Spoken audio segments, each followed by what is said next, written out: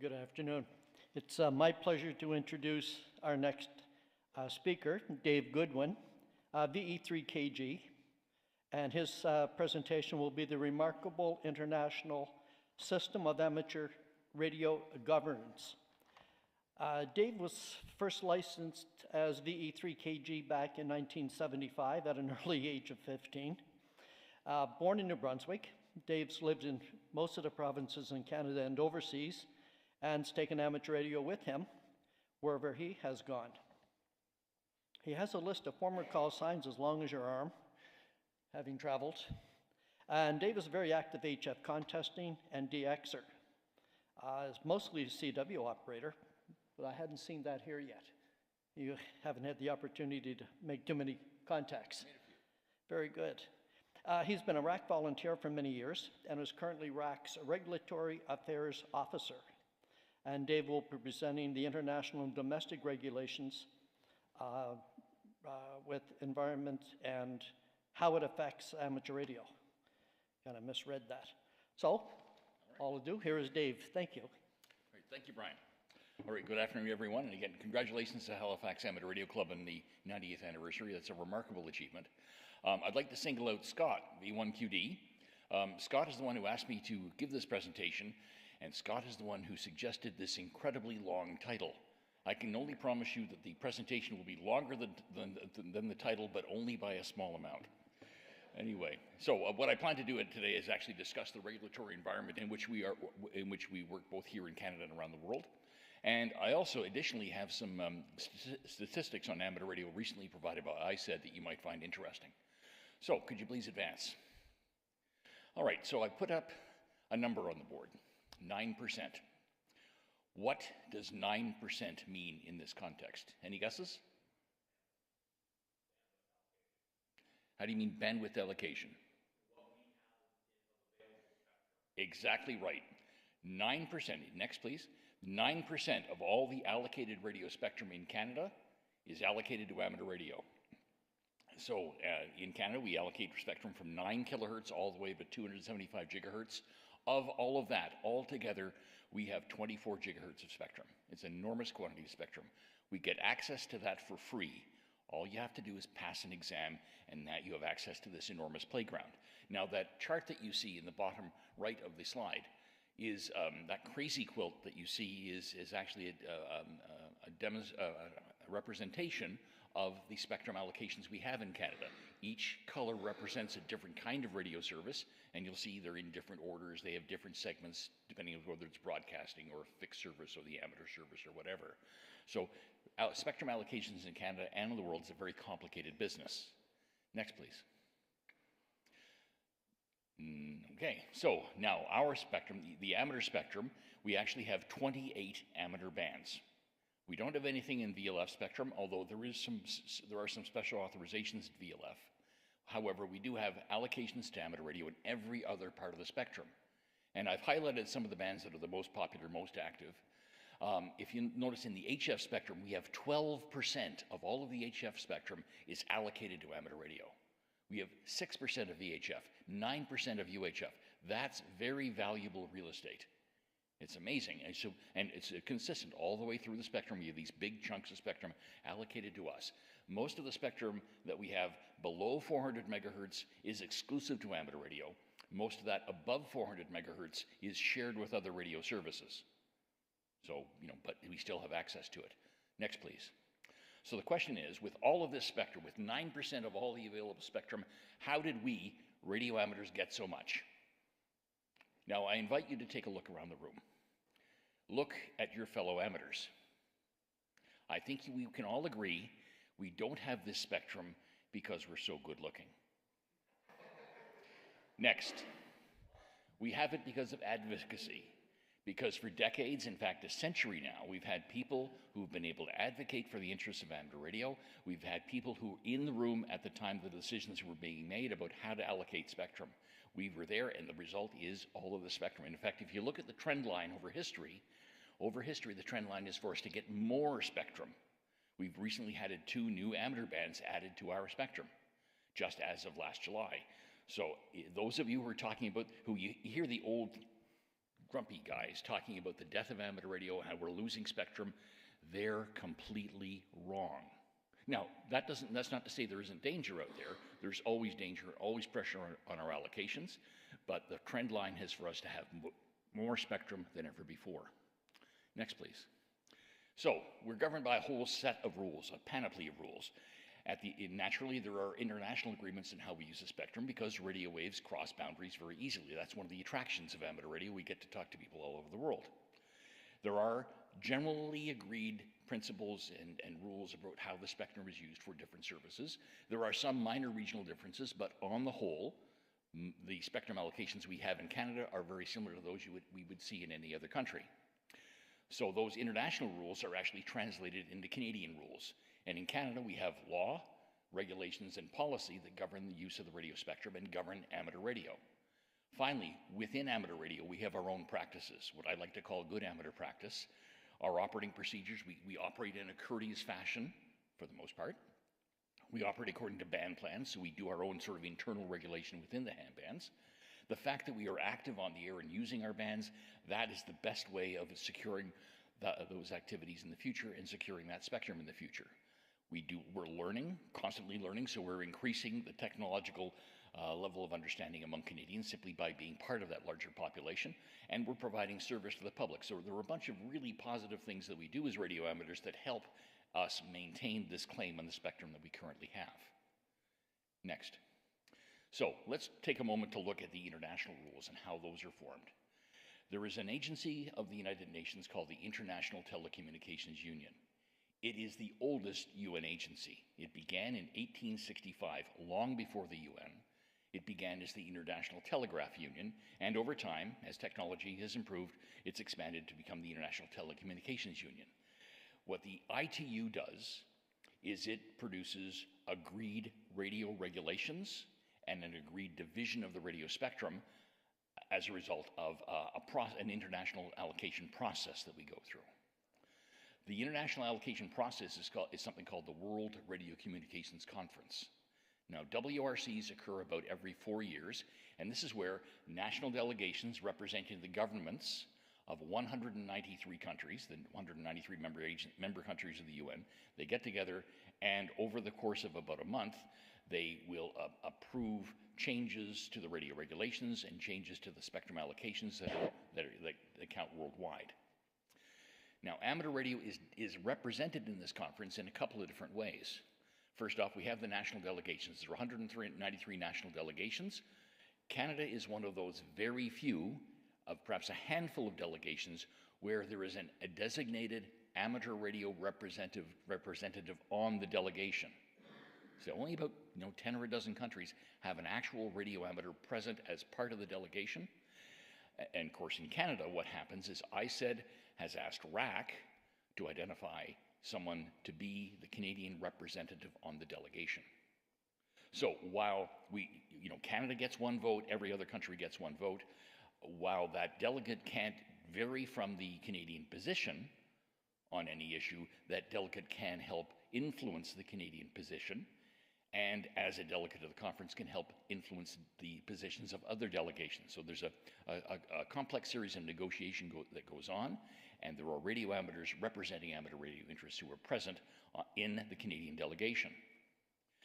So in addition to the 193 national delegations, there are about 900 observer organizations.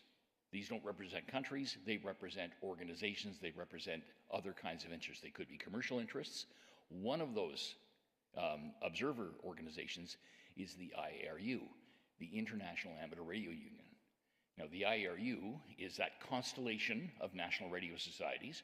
RAC is the member society of IARU for Canada, and RAC actually pays dues to the IARU based on the number of hams in Canada. So I'm going to ask you an embarrassing question. Who here is a member of RAC? So just about everybody. All right, that's excellent. Those of you who are not being members of RAC, there are dues being collected on your behalf by RAC and paid to the IARU. Those dues are being paid by the people who raised their hands. It doesn't cost a great deal for us to support IARU, but those dues are being paid on your behalf by RAC. So that's another reason for you to join RAC and to be a supporter of RAC, because we need those contributions to help sustain the representation of amateur radio in these circumstances. Now, on the current amateur radio representative on the Canadian delegation to the next WRC is Paul Coverdale, V3ICV. Paul he's been a ham for a very long time, since the 1960s. He has extensive experience both professionally and in amateur radio in telecommunications business. And he has been working quite tirelessly over the last several years to prepare for this WRC. Now, Paul, although he's a member of the Canadian delegation, because he's the amateur radio representative in the delegation, the cost of his expenses, his travel, his accommodations, his food while he's traveling to these conferences is not paid by the Government of Canada. It's paid by amateurs. It's paid by amateurs through the Defense of Amateur Radio Fund, the DARF. So again, this is a fund operated by RAC to try and provide for the expenses of the Canadian delegate to a WRC. So in addition to being a member of RAC, I encourage you very strongly to make a contribution to the Defense of Amateur Radio Fund, and this is what it's being used for. As I go along here, if anybody has any questions, any comments, please don't hesitate, raise your hand. Okay, next please. So, what happens at a WRC?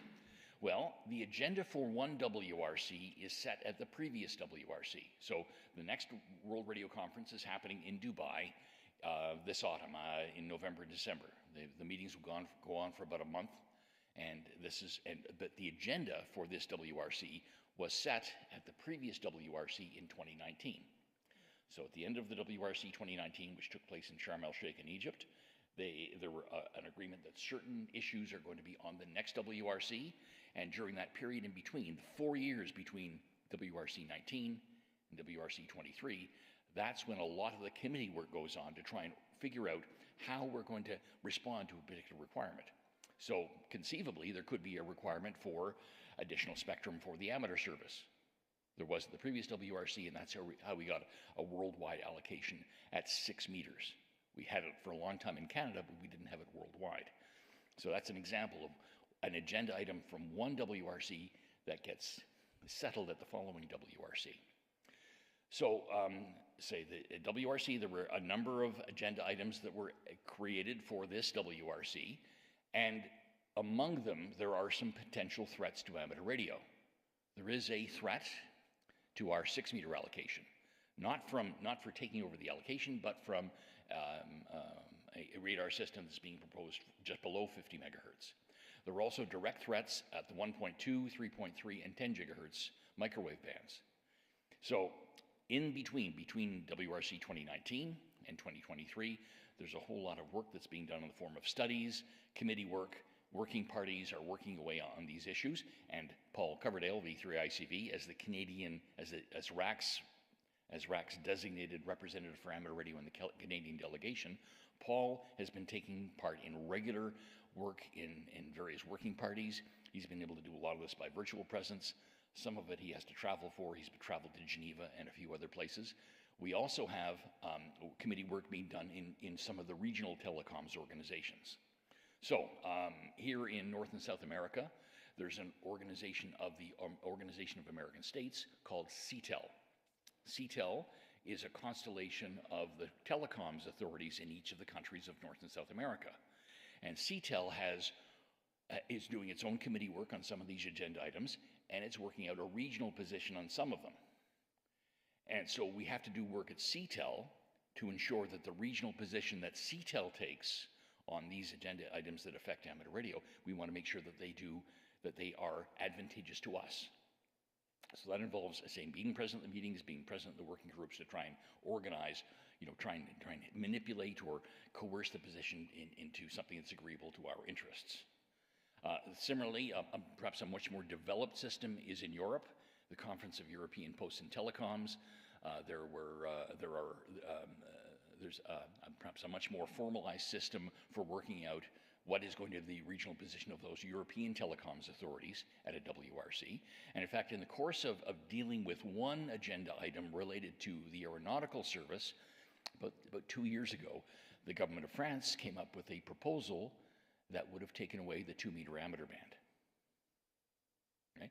Now, the 2-meter amateur band wasn't on the agenda. An item about the aeronautical radio service was on the agenda, and there was a brief proposal from the French government that would have harmed our interests on 2 meters. So that had to be fought, and we had to be fought by having somebody present in the committee who was able to flag it as a potential danger and take effective action to try and redirect the conversation perhaps onto somebody else's spectrum. So this gives you an idea of some of the kinds of things we have to look at, not just strictly what's on the agenda and the agenda items that directly mention amateur radio frequencies, but perhaps there could be another agenda item that could affect our interests inferentially.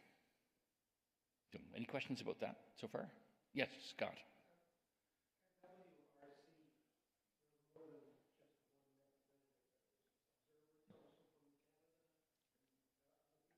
What we have are 193 member countries that are the formal delegations, the voting members. We also have 900 sector representatives. So these would be commercial interests, perhaps. The IRU is one of those 900. Those 900 organizations don't have a vote, but they do have the right to be present and the opportunity to speak to those delegations and try and influence their position. So, of course, the IRU team is there trying to influence the positions of national delegations in our favor. We're also doing it from the inside of the Canadian delegation, and the Canadian Amateur Radio Delegate can also influence other national delegations. So we have to attack it from a bunch of different ways. Any other questions, comments about this so far? Okay, next please. All right, so at the end of every WRC produces three things. First thing, it produces amended ITU radio regulations. Now, the ITU radio regulations, they're not very detailed. If you take a look at that collection of words that's at the bottom right of the screen, those are all of the ITU regulations that explicitly mention amateur radio. There are only about 9 or 10 articles. There are a couple of articles that also relate to amateur radio, such as the definition of what amateur radio is, but there are only 9 or 10 articles. So the kind of detail that's in an ITU regulation is relatively vague. But that vague detail is going to be implemented in Canadian regulations and American regulations and British and Australian and Japanese and so on.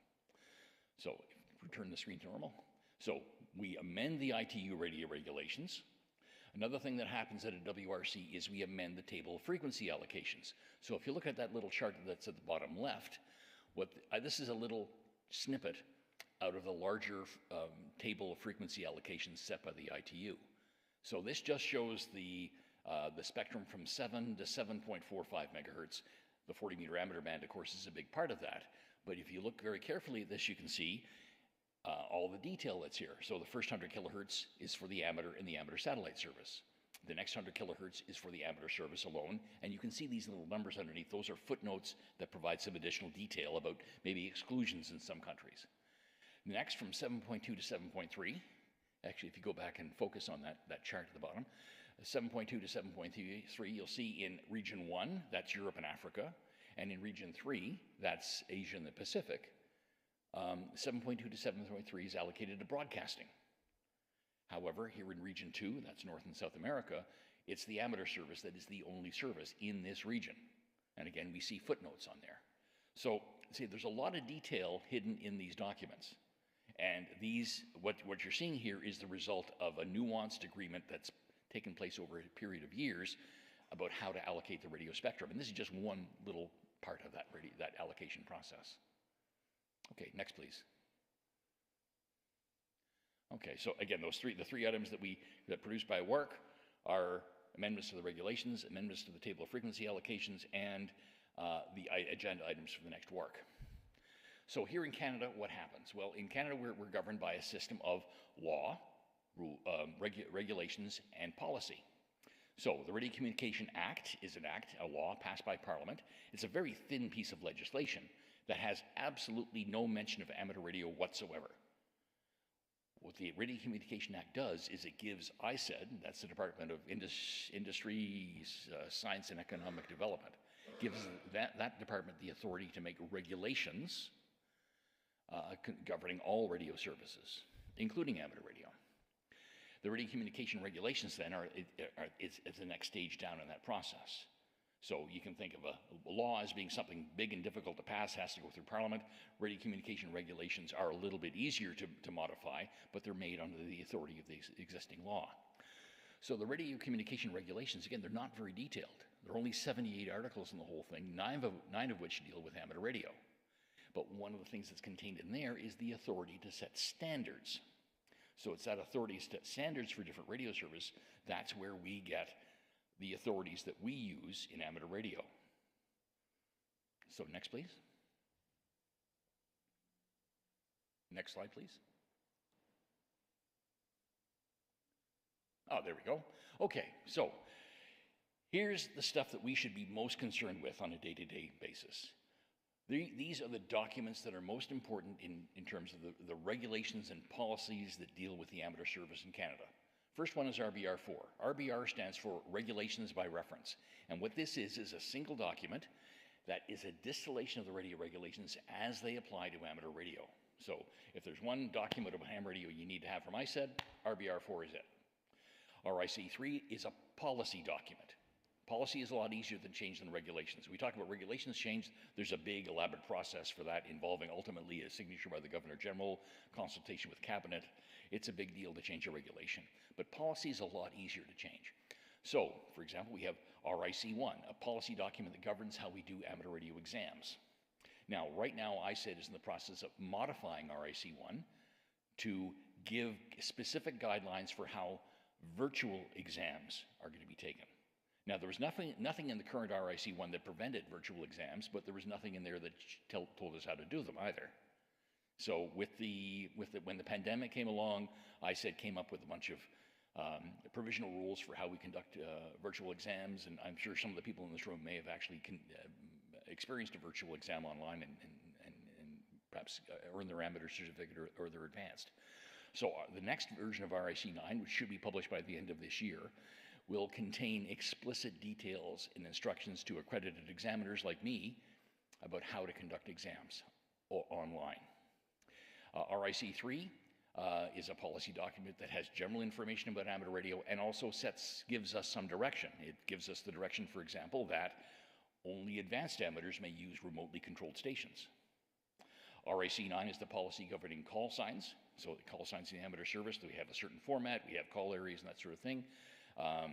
That's what RAC9 is all about, and that's something that RAC has proposed to update. We also have a couple of documents that contain all the questions and all the answers for the basic and advanced exams. So there are a lot, and right now RAC has a project to try and bring some updates and some changes to the current basic and advanced question banks to improve the quality of the questions. We're also familiar with the CPC on antennas. CPC stands for Client Procedure Circular. This is direction from ISED to people who would put up antenna structures about what their consultation obligations are. So let's understand, according to our Constitution, it's really the federal parliament that has authority over radio waves.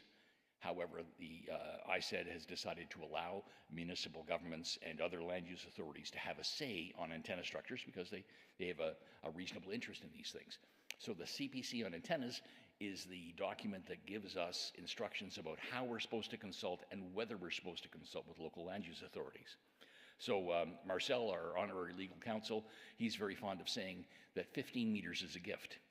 And according to the CPC, if you are putting up an antenna structure that is 15 meters or less in height, you don't have an obligation. You're exempt from the obligation to consult with your local land use authority. So that's a nice position to be in. But if you want to go above 15 meters, then there's a process you have to go through, and it's outlined in that CPC. A couple of other documents. We have MCAB2, Electromagnetic Compatibility Advisory Bulletin. It really sets the standards for how to deal with interference complaints.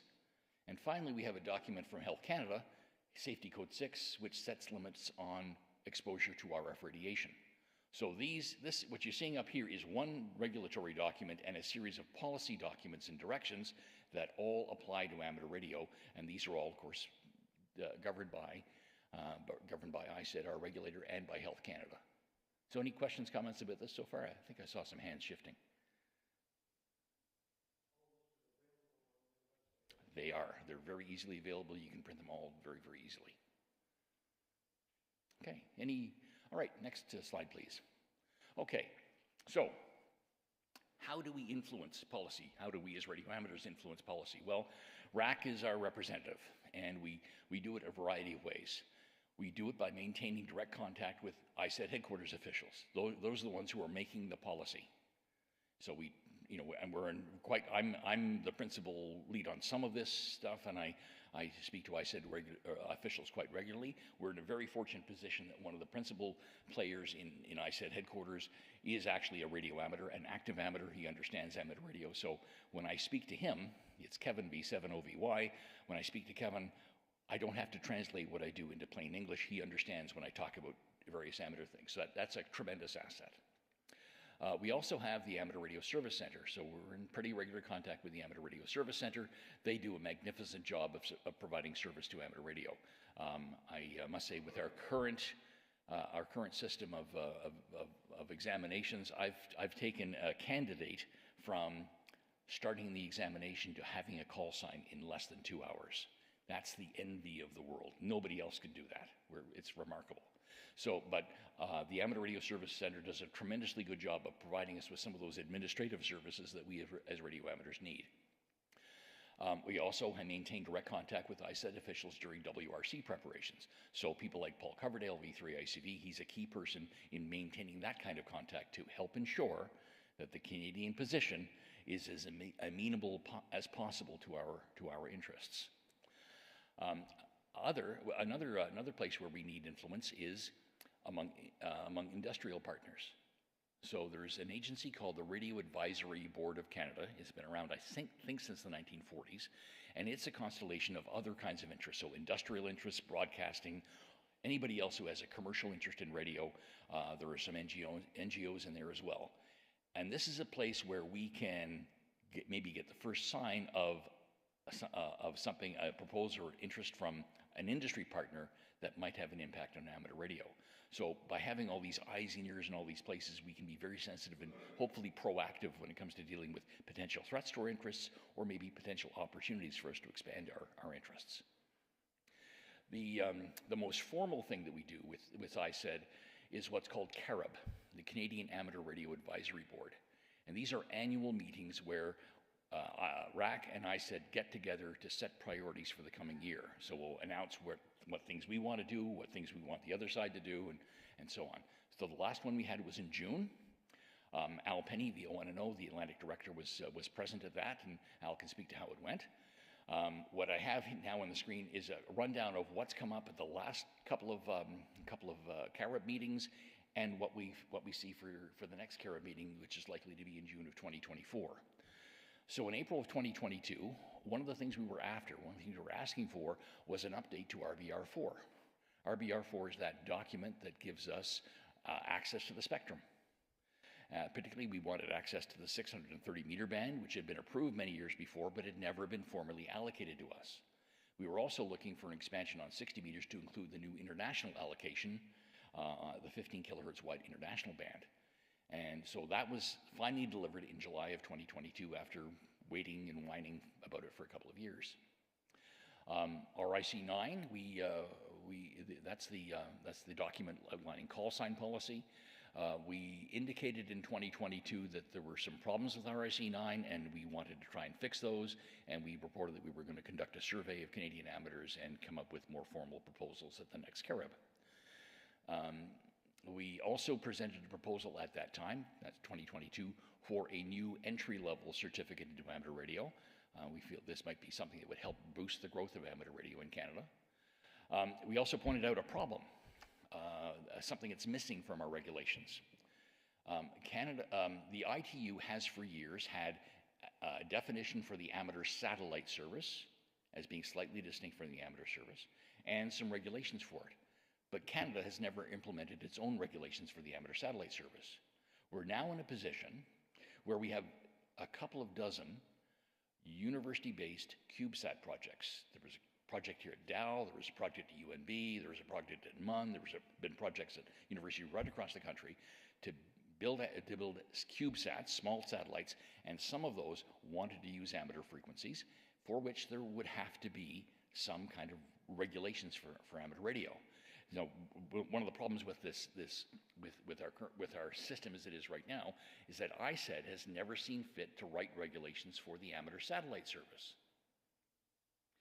And you might recall about 20 years ago, we changed our administrative structure so that now amateur radio is no longer a licensed service. We are all certified. We all have certificates. We no longer have station licenses. There is other legislation, however, that requires any satellite or any ground station controlling a satellite in Canada to be licensed. So how do we fit amateur radio, a not licensed service, with a regular or a legal requirement to have a license? So we pointed this out. RAC provided explicit suggestions for how to add the amateur satellite service to our current regulations. In June of 2023, ISED responded with a plan at which they hope to have completely implemented by October of this year that will provide a regime for the amateur satellite service and for the licensing of ground stations in that service. In 2022, we began enforcement discussions with ISED. What we wanted to do is try and find best practices that we could advise Canadian amateurs on those rare occasions when we need to turn to ISED for enforcement assistance. I mean, there are circumstances where we've had intruders in our bands. There are circumstances where we've had hams that have misbehaved very badly, and we've wanted to turn to ISED. Unfortunately, most amateurs, when they're confronted with situations like that, tend to react emotionally rather than rationally. So what we need to provide amateurs is a structure they can use to collect information in a disciplined fashion so that ISED can open an investigation and maybe conduct enforcement action.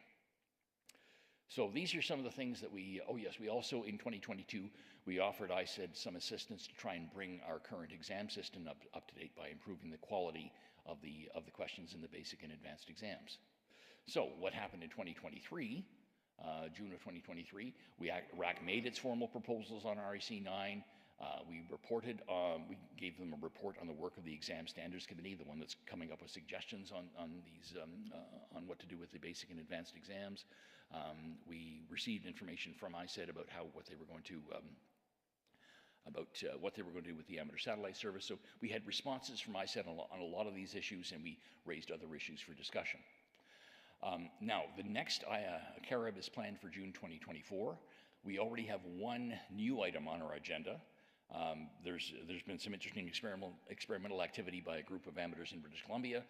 They've asked for a wider permissible emission bandwidth on the 472 to 479 kilohertz band, and so RAC's adopted that as our policy, and we're going to ask ISED for that formally at the next CARIB. We've already informed them of our intention to do so, and hopefully by June of 2024 there will be advance from both parties on this issue. So next, please. The other aspect of this, so we've got law, regulations, and policy. We also have the way that we conduct ourselves. Perhaps the most important thing that we can do is to follow good amateur practice. And we know how to conduct ourselves on the air, or at least we should do. This should be taught in courses with on-air experience, through mentoring. We also have band plans. So again, I'll single out Al Penny, VO1NO. Al is the chair of the RAC Band Planning Committee and also the IRU Region 2 Band Planning Committee. And Al and his team have done a lot of work to update the HF band plan. In fact, the most recent update was published in July of 2023. Another thing we can do as good, responsible users of the radio spectrum is to coordinate our repeaters, for example. We don't have repeater fights in this country because we have coordination bodies that decide who gets which repeater channels. So we're following our own band plans, and we're coming up with agreed ways of handling things. We also have the RAC Field Organization, which is an important support to how we govern ourselves on the air. How we provide community service, for example, how we get ourselves prepared to deal with emergency situations. So there's a lot of responsibility that we have that we take unto ourselves to manage ourselves. There's a role for ISED in providing regulations and policy, and of course there are regulations at the international level that govern amateur radio as well. Next, please. So you have a responsibility. You're all certified, you're all radio amateurs, you've been in the hobby for various periods of time. We have lots of spectrum, say 9%. It's a lot of spectrum to use. Use it wisely. Take advantage of the spectrum we have, experiment, learn. Help other amateurs. We're in a community here. So teach, mentor, participate, get involved in amateur radio, both organizationally, on the air, just use the hobby in a way that's constructive and positive. Develop your own skills and knowledge. I mean, this one thing about having an amateur license, it's not really licensed anymore, but one thing about having an amateur license is it really is a license to learn. So take advantage of that opportunity. Try new things, upgrade your qualifications. Probably one of the most essential things you can do is support RAC, is to be a member and to encourage others to join, to help support that advocacy to maintain our spectrum and to do the other things that RAC does to try and support amateur radio in Canada. And finally, contributing to the Defense of Amateur Radio Fund is a very important thing to ensure that our voice is heard, that we are present in the room when the decisions are being made about spectrum. Is there another slide? Oh, yes, okay. So the next thing I can go on to is I can go on to some data that ISED recently provided us about amateur radio in Canada, but I wonder if there are any questions about any of the regulatory or policy issues that I've mentioned so far. Scott.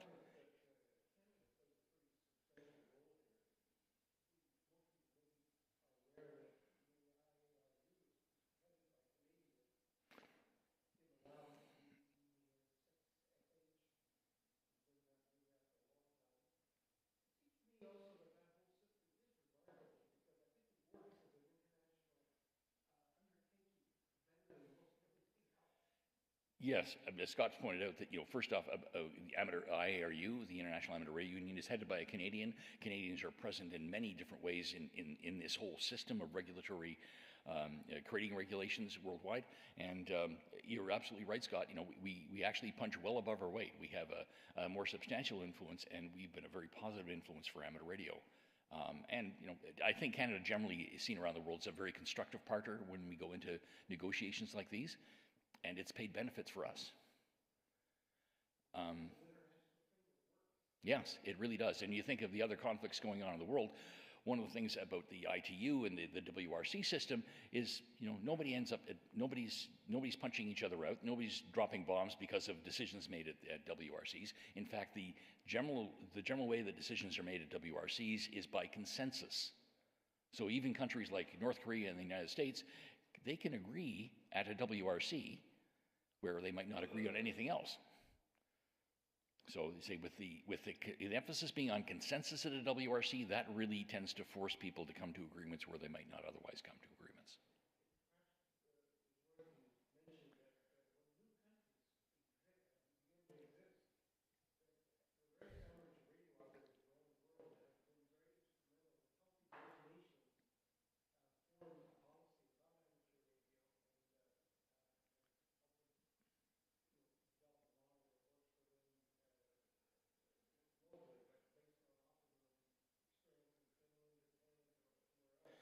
Yeah, Scott's pointing out that there are many occasions when a newly independent country has actually had the benefit of radio amateurs helping provide advice as they set up their own telecoms authorities and regulations. And that's worked out very well in amateur radio interests as well as the interests of those countries.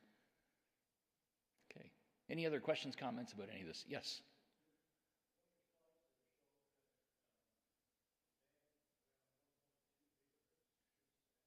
Yes.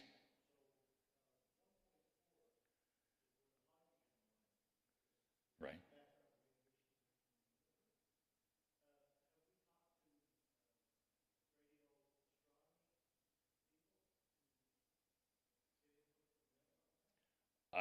Okay, so the question was about the 1.2, the threat to 1.2 gigahertz, and whether we as radio amateurs have spoken to radio astronomy people about their interest in the hydrogen line at 1.4 gigs. As far as I know, we have not. I can't really speak for Paul, but it's never come up in any of the discussions I've had with Paul Coverdale, V3ICV. He's our representative on this. I think the discussions about the threat at 1.2 gigahertz have been quite closely focused on navigation satellites, particularly their navigation satellite proposals, primarily from Russia, but supported by some other countries that would I think there's some interest that would like to have amateur radio removed from that segment between 1.2 1.24 and 1.3 gigs. Others that are proposing as a compromise a very low power level limit for radio amateurs. And there's a lot of discussion about this. And so this is one of those delicate negotiations. But to answer the focus of your question, no, I have no knowledge of any interaction about with radio astronomy about the 1.4 gigahertz hydrogen line.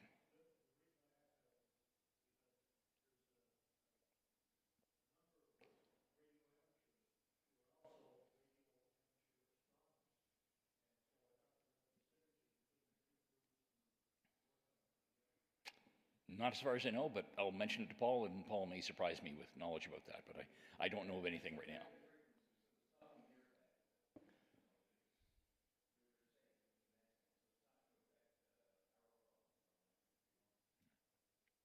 Okay, any other questions about any of that regulatory or spectrum stuff? Okay, well, on to the news of sort of a health check for amateur radio.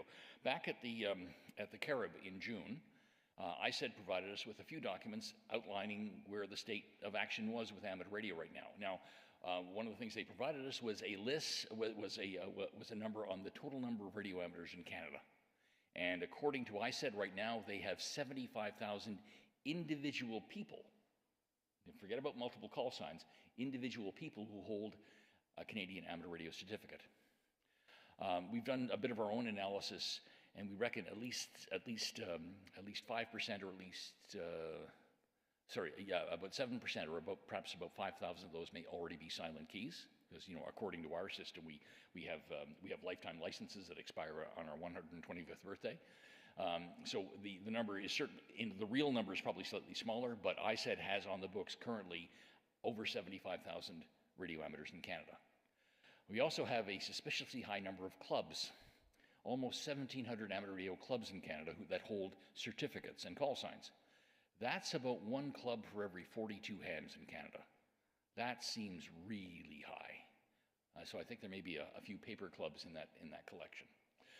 Over the past year, we've seen a growth of about 2% in our numbers, 1,400 new amateurs, almost 1,500 new amateurs, and that growth rate has been quite consistent for years. We actually, if we compare it to the growth rate in the national population has grown at about 1% a year. Amateur radio has been growing at about 2% a year for decades. So we are consistently outpacing the growth of the national population by 2 to 1. The average age of Canadian amateur is 64. That number slightly inflated because it doesn't account for the people who have already passed away, and they tend to skew more towards the older group. Hams below the age of 30, only about 3,400. In fact, hams below the age of 20, less than 300. Less than 300 across the whole country. That's a shocking number in my view. Hams above the age of 90, 5,400, or about 70% of us are above the age of 90. Now, there's a certain number of them who have already passed away, just unreported deaths, but it gives me the freedom to say that amateur radio makes you live longer. Okay. Next, please. Okay. During that last fiscal year, Canadian amateurs earned over 1,700 new qualifications, so 308 basic, 1136 basic with honors, 235 advanced, 46 Morse code qualifications. Of all of the 1,700 odd examinations that were conducted, only 19 were conducted by ISED. So 99% of our exams are conducted by amateurs themselves. So as I said, you can see it's basically, we've taken over the business of examining amateurs almost exclusively. And there were 1,786 new amateur call signs issued. So those who have been issued to individual amateurs, certainly the new 1,400, some amateurs would have acquired secondary call signs, some clubs would have acquired call signs as well. Now, if we look at the distribution of amateurs across the country, see some interesting figures. The average, across the country, the average is 1 ham in every 513 Canadians. If we look at British Columbia and Yukon, we see a remarkably high concentration of radio amateurs in that province, in that territory. Like it's 1 amateur in every 245 in Yukon, 1 amateur in every 283 in British Columbia. Remarkably high numbers, virtually, effectively twice the national average. So there's something, and that's been the case for years, for quite a long time.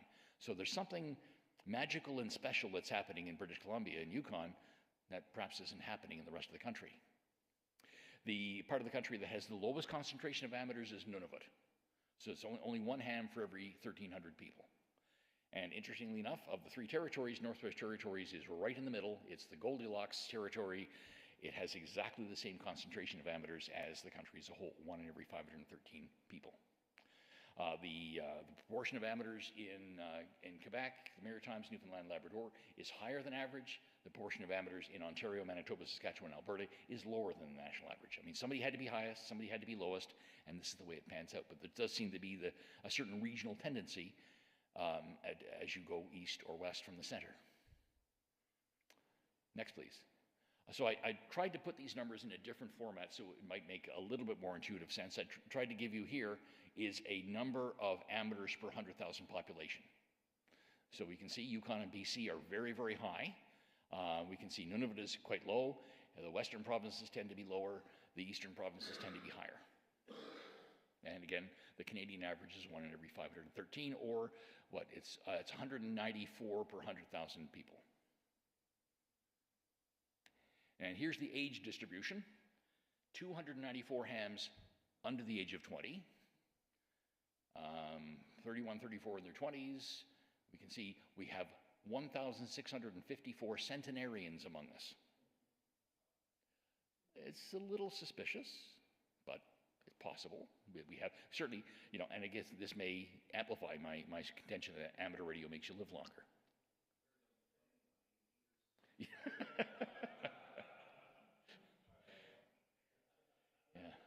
they're the only ones who can afford a backyard for an antenna. All right, so this is just who we are. Now, one of the things about this distribution, it does seem we have a rather low number for people who are very young, under the age of 20. We should also remember that there are going to be no or almost no amateurs below the age of 10. But there are lots of Canadians under the age of 10, just there are going to be no amateurs among them. Our basic amateur exam is a very stiff exam. It's a tough exam. It's not a trivial exam by any means. So I think it really would be beyond the capacity of all but a genius under the age of 10 to be able to pass it. But that first entry into amateur radio is a pretty high step, and that may be one reason why we are seeing a little less take-up in amateur radio among people under 20. One of the other things to keep in mind in this is, over time, there are a couple of things that have happened. Canadians are having smaller families, so there are fewer children. The average Canadian is a little older than they used to be, and we are also living longer. We have longer life expectancies. So, these are things to keep in mind. Keith.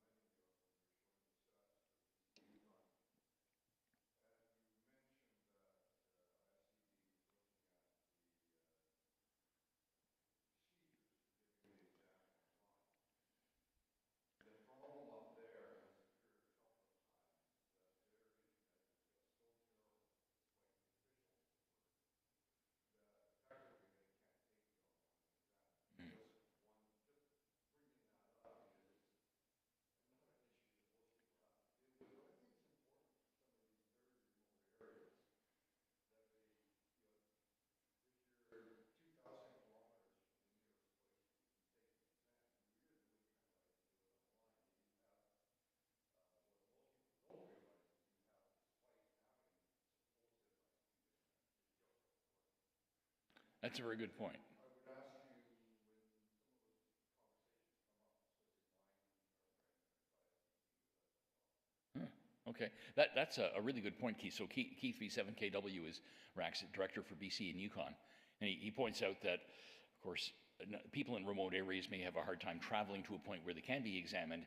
So even the online possibility of an examination could be limited by the quality of internet service in some of these more remote areas. So that's an interesting consideration, and we can't necessarily think that the internet is a solution to everything when it comes to serving remote areas. Yes, that is a good possibility. So using proctors of some kind for an exam, that could be an option. Okay, Al.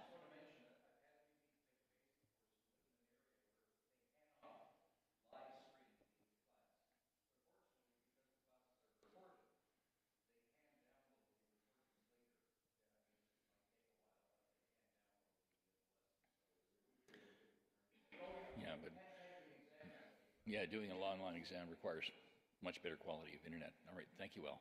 Any other comments, questions about any of this so far? Yes.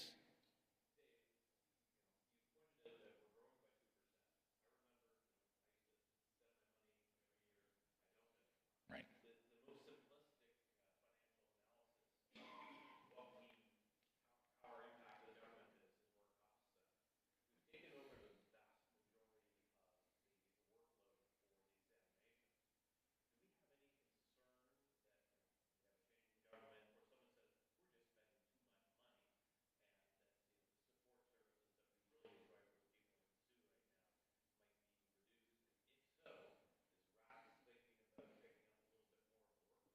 Okay, well, the question is whether RAC would pick up some of ISED's workload administering the amateur service. That is music to Marcel's ears. I see Marcel, our legal counsel, has just been talking about this very concept. And you're right, there may be an opportunity here for us now to take over some aspects of the administration of the amateur service. I made a few mentions of the fact that we've made proposals for changes to call sign policy.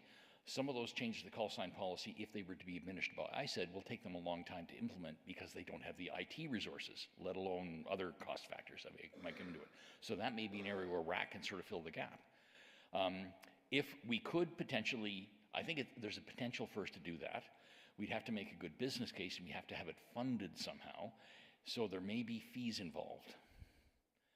And that, we need the money to come from somewhere.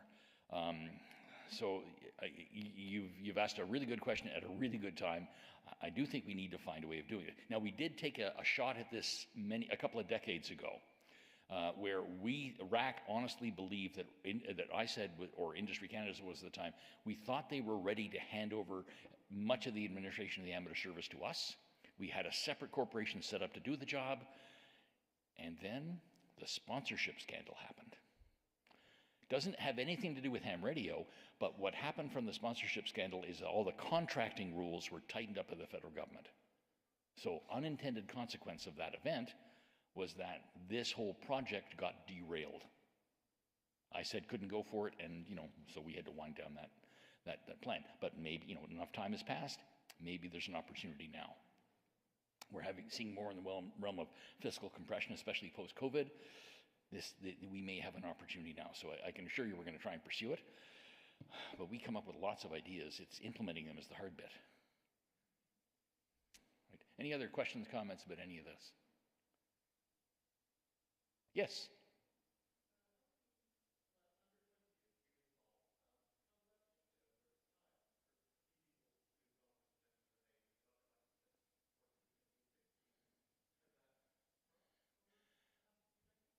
I wish I could tell you authoritatively with numbers how the youngest proportion of amateurs has changed over time. All I can give you are sort of my own estimate, what I've observed with my own eyes. I was first licensed at age 15, and there were a fair sprinkling of other teenage TAMs around. A fair sprinkling, not great numbers, but a few. It wasn't uncommon to see a teenage TAM. Phil made the comment. Phil was licensed at age 14. And he's made the comment, here he is like 25 years later in the hobby, and he still goes into a room and he's the youngest ham in the place. So I can offer you that. I do think that there are fewer younger hams now than there were before. I can't prove it, though. Phil. Yeah.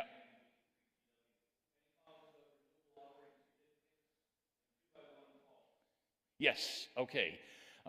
Renewal of call signs is a bit of an issue. These are, what you asked about renewable operating certificates. What we have right now is a system where your certificate is good till your 125th birthday. That means my certificate expires in 2085. It's ridiculous. We've proposed to ISED that there be a 5-year renewal period where you consider the call sign to be something that you register and you renew every 5 years. That requires ISED to invest some time in IT to make that happen. It may take them years to even get to the starting gate with to implement a proposal like that. I think they're open to it, but I don't know if they have the means. They certainly don't have the means immediately to do something like that. The other subject is 2x1 call signs. RAC has made a proposal to ISED to authorize permanent 2x1 call signs to radio amateurs if they have a certain degree of seniority and they've passed all the possible Canadian amateur exams. We hope that it will be implemented, but again, implementing it will take some time, but we have made that proposal. And what we're proposing is to implement 2x1 call signs only with the C and the X prefixes. But and again, you can see information about that on the RAC website in the minutes of our board meetings. Any other questions? Okay, my time is up. Thank you very much for your time today.